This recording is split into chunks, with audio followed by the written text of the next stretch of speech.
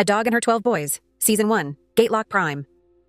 Episode 1, Descent into GATELOCK Prime. 12 again. It's always 12.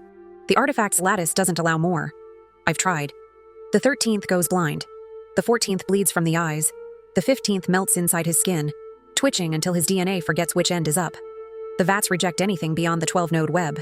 12 is the ceiling. 12 is the curse. 12 is the chain I wrap around my soul every time we descend. I never give them names. Names are for things you keep. These aren't children. They're instruments. Patterns in flesh. Some of them barely last a full loop before the death counter pings red and the tanks spin up again. Boy 7 took point. He didn't need to be told. I nudged the signal, pressure, angle, intent, a clean thought through the lattice. He moved. He never looked back. None of them do. The stairwell curled downward like a rusted intestine. Each step coughed under the boy's boots. The air was humid with decay, recycled too many times, heavy with copper ions and spore fog. Mold systems fought fungal systems in the vents. No one won. The walls still whispered telemetry, code etched in corrosion. Half-broken status lights blinked like dying stars. Somewhere 3 levels below, I felt the pulse, subtle, ancient, wrong. That's where the artifact waited, or watched. Boy 4 carried the breacher pack. Good. His skeletal reinforcement could absorb the detonation recoil. Boy 9 dragged the optic core, fried from the last fight but salvageable. Boy 6 didn't blink. He hadn't blinked in 27 days. I stopped counting after 20 because I don't need sentiment. I need results. We lost Boy 8 in the last loop. The replacement had been grown fast. Too fast. He twitched when he walked, and his vocal stabilizer hadn't synced yet. Same muscle density. Same neural frame. But I didn't trust him. Not yet. That's enough. For now. Boy 2 monitored the rear. Balance impeccable. He once killed 3 Reaper drones with a piece of rebar and a shoulder still dislocated. I never praised him. They degrade when praised. Positive reinforcement rots the brain faster than trauma. I have notes. Boy 10 stank of accelerant. He always does. It seeps from his pores like sweat and matches. I allow it. When the organics begin to pulse down on Sector B, we'll need fire, and he'll be ready. The stairwell ended. The floor spread open like a surgical wound. Lights flickered, white over bone, bone over steel. Failed containment pods lined the ceiling. Some still breathed. One blinked. I sent a pulse across the field. Silent, full spectrum, spread out, seek, report. No words. None of us speak unless we have to. Words carry, words echo. Words open things that should stay shut. Boy 5 dropped to all fours. He sniffed the tiles. His lineage came from wild stock. Teeth outlasted 3 mandibles. He's better on scent than logic. That's fine. Logic won't help here. Boy 3 clutched his left wrist. The artifact embedded there pulsed. Dim, irregular. It hadn't spoken to him in days. That usually means it's watching, or evolving, or both. Artifacts don't communicate unless they're curious, and nothing curious is ever safe. We passed beneath the first biometric arch. It hissed at our presence like a dreaming machine trying to wake. Sensors tracked us. Something deeper logged our rhythm, pulse, step pattern, thought shape. The place knew we were here.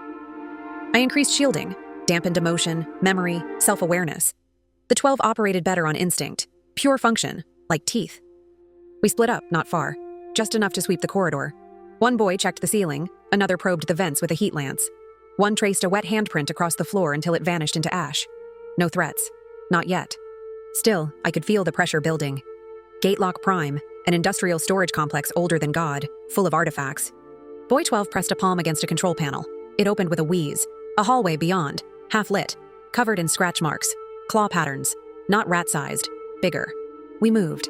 The boys flowed behind me like a thought made flesh. Each knew his position. Boy 6 carried the sonic hammer. Boy 1 marked the wall in case the corridor looped. Boy 11 walked like a ghost and left no trace. Down another flight, then a platform, then silence. I scanned the data streams. Interference, psychic static. That meant proximity. An artifact was near, not active, but aware. They're always aware. We crossed a ribbed walkway suspended over darkness. Something breathed below, long, slow, unfriendly. Boy 3 clicked his teeth twice. It meant, we're being watched. I already knew. Still, I let the signal pass. They need to feel useful. We hit another locked door. Boy 4 planted the breacher. I counted down. 3, 4. Light, pressure, heat. The door folded inward like tinfoil under God's fist. We entered. Inside, silence. Just rusted consoles and a single blinking light. A heartbeat sensor. A sleeping map. Boy 9 whispered. We're here. I nodded. even if they couldn't see it.